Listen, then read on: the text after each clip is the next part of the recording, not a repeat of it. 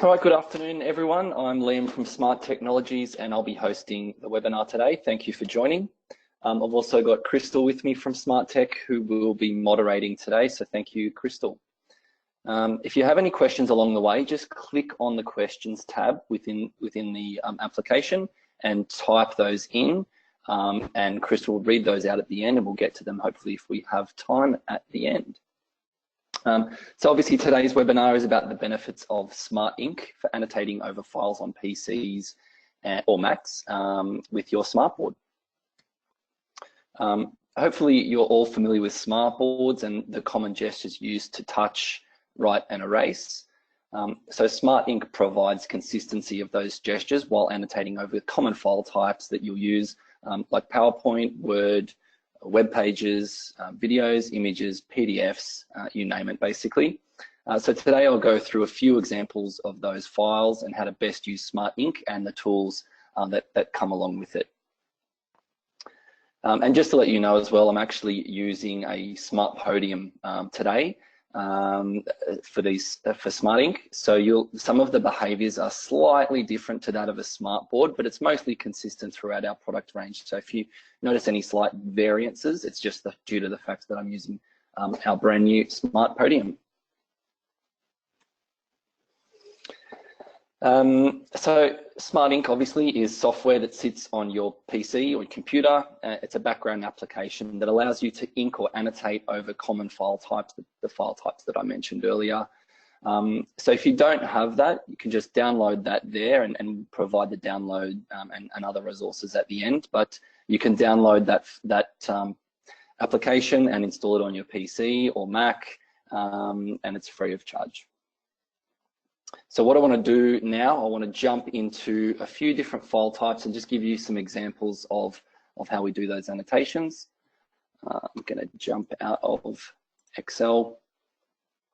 Actually, sorry, no, before I do that, once you do download that, there are some settings that you'll want to set up and make sure that they're done, well, have the options of how you want to do them. So the first you will click on there is the general settings. And what I've got ticked is start Smart Ink when you log on. So basically that just means every time you close your computer down and then turn it back on, Smart Ink is going to launch in the background. It won't do anything in particular, just sit in the background there until such time as you plug it into a smart board and start annotating over the likes of Microsoft applications.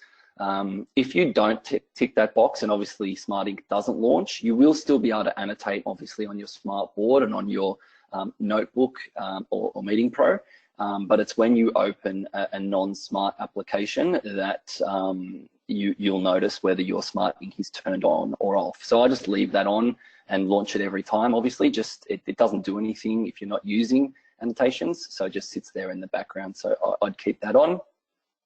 And the second option you've got there is whether you want to erase ink or if it's converted to text. So in some applications, what you can do obviously is ink a word and that will convert that into a text. So do you want to leave that ink behind after it's converted to text? Usually not. So that's why I've got that one ticked, and that's what I normally recommend.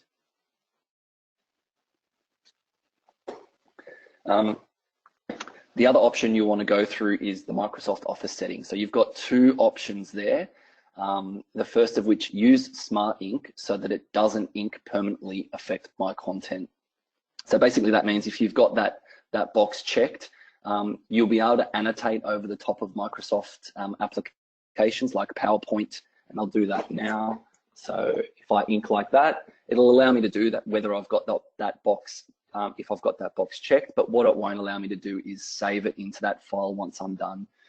So if you want to have that option to save it as you go, or to never have that ink saved, that's the box you want to check. And the second one will allow you to write permanently into Microsoft Office, so that when I exit out of my PowerPoint presentation, the ink that I've done along the way, I have the option to save that as ink. So what I'll do now is jump out of PowerPoint and into some of those file types I mentioned. So I'm going to start with an image, hopefully one you're familiar with. So this is a Where's Wally image. And as you can see, I can continue to use the gestures. This is a JPEG. I continue to use the gestures that I would on a smartboard, so I can pinch and zoom and move in using my fingers, and then I can annotate over the top and erase as well, using those gestures that you're used to with a smartboard. Now you'll notice in the corner here, and I've just touched it, there's a little pen icon. So that allows you to make changes to your pen color, and I can choose between my black, my green, blue. I can even go into this color wheel and do some pretty funky custom colors. So, you know, as creative as you want to be, and use those different kinds of colors, and also choose the thickness of my pen. So that allows you to do that. I'm going to stick with red for now. You can also use a highlighter application. So I'll just go back to pen and just sort of color in this part of the page, and you'll notice that it colors all the way over. When I use my highlighter tool, I can color over, but you can still, it's sort of opaque, so you can see through it. So obviously a bit like a highlighter that you would use. So I can choose between my pen thicknesses, my pen colors, my highlighters, my pens. I can also, I've got this little toolbox down the bottom. So that's got a number of options in there. So we'll go through those quickly. The first of which is your torch tool. So I can resize my torch tool to how I want it, and then move that around the image or the website or whatever I'm working with to sort of draw attention to things you might want to draw attention to, and obviously black out the rest of that page so your audience or your class isn't distracted. That's the torch tool. I've also got a zoom tool. So again, I can resize that to where I want to focus in on, and then move that around the image or again the website or application. And I can also use this little zoom bar to really zoom in and get to something interesting and talk about my baseball player. So that's the zoom tool. I've also got a reveal panel, so I can grab it with these two, look for those two little bars and slowly reveal. Again, drawing attention to where I want my audience to be looking and not where I don't want them to. You can pull that from the bottom up, the down, top down, left to right, however you want to do it. So it's a pretty neat little tool for drawing attention to, or taking attention away, if you like, from where you don't want the audience to be distracted. I've also got my image capture here. So within that, there's 4 different options.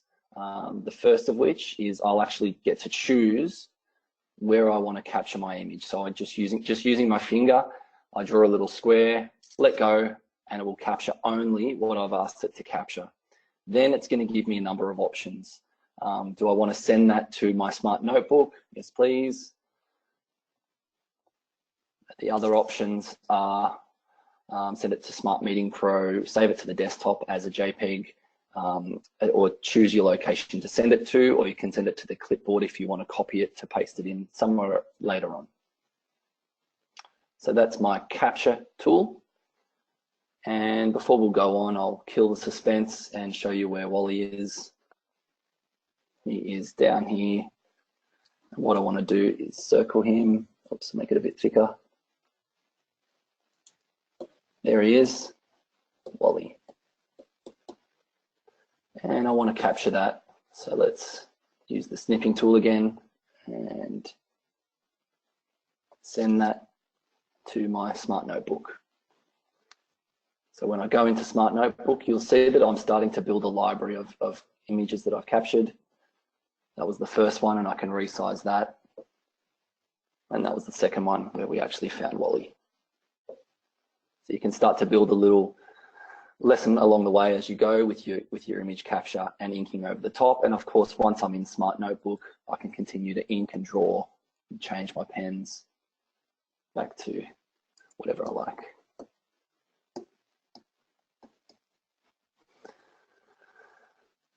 So that is the picture. Let's have a look at a website now. So this is obviously the Smart website.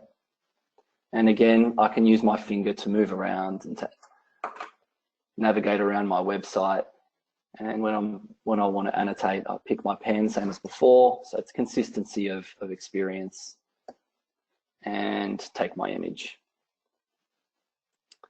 This time I'm going to choose this last one, which is actually, oops, choose it again. I can customize the shape that I want. So I'm just going to take a circle of this and send it to my smart notebook. And again, I've got all the other tools at my disposal, highlighter. And you'll notice that when I jump out of there and continue to move around that screen, the inking stays in reference. I can erase. So that's a web page, and you can use whichever Internet Explorer or Chrome that you like to use. Inking experience will be the same. So next I'll open a PDF. And this one's a bit different. So if I just double click a PDF and open it as usual, you'll notice I can still move around, pinch and zoom, navigate around my file, but the inking tool's no longer there or not available. And that's because PDFs or Adobe don't actually have inking within them. I can't change this. So what you want to actually do with PDFs is actually right click and open with Smart Ink Document Viewer. And that comes with, obviously, when you install Smart Ink. So if I click that option, I've now got my pen tool back. However, just noting, it does remain as a PDF. So I'm going to now navigate around, zoom in, and do my annotations.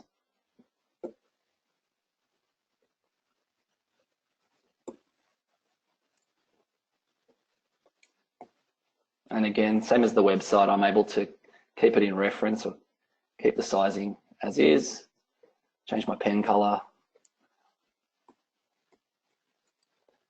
And when I'm happy with that, or I've made the changes I want to make, I can actually save that. So what it allows me to do is I can do two things. I can just save it and it will save the inking into the original file, or I can save it as version 2, and I've now got my pre-inking PDF and my post, and that's now permanently in there. So I can't erase that now. That stays there, but I can continue to annotate over the top of that, and then again save that if I want to continue saving and making changes to that PDF. So that's the PDF. So as a reminder, what you want to do is right-click it and open with Smart Ink Document Viewer, which will be there naturally. The next one I want to go through is Word. So Microsoft Word, I'm sure you're all familiar with and use quite a bit. This one's a little bit different again. So what you'll notice, I've got my pen tool here that's whited out, and it's actually telling me in Microsoft Office, use pens ribbon to change ink property. So what I want to do is click up here to draw, and now I've got my pen, and I can choose my color, choose red or choose my black, and I'll now have the ability to annotate or erase. So again, it gives you that consistency of experience. You just got to know sort of where to click. And this, as long as you click that, it kind of gives you that reminder of where to go. And all of my tools remain. So I'll just go back and ink.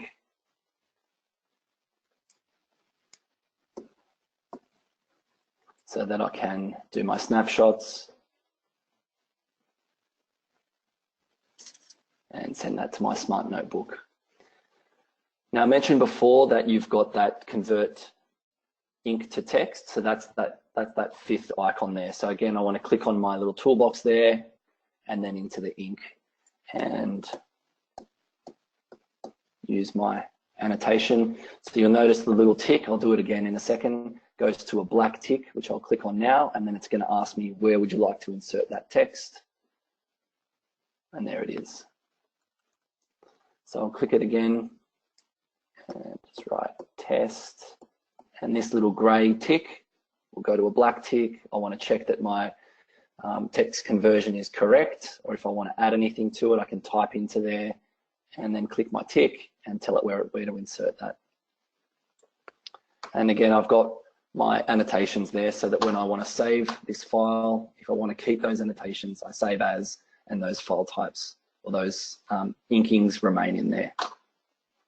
So that's Microsoft Word. And then finally, I want to go through a video.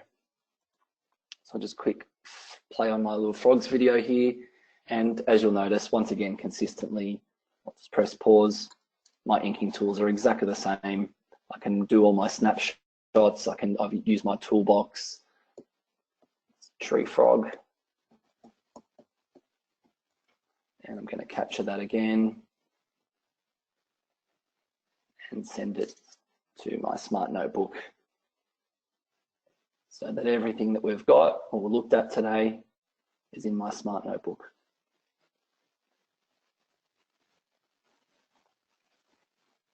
Back to the video and clear the ink and continue to watch.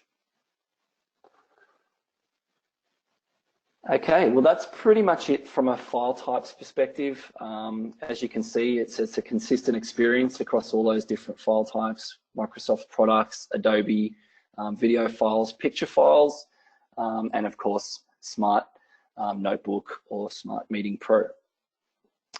Crystal, I'll pretty much hand it over to you now to see if we've got any questions or anyone's raised any points.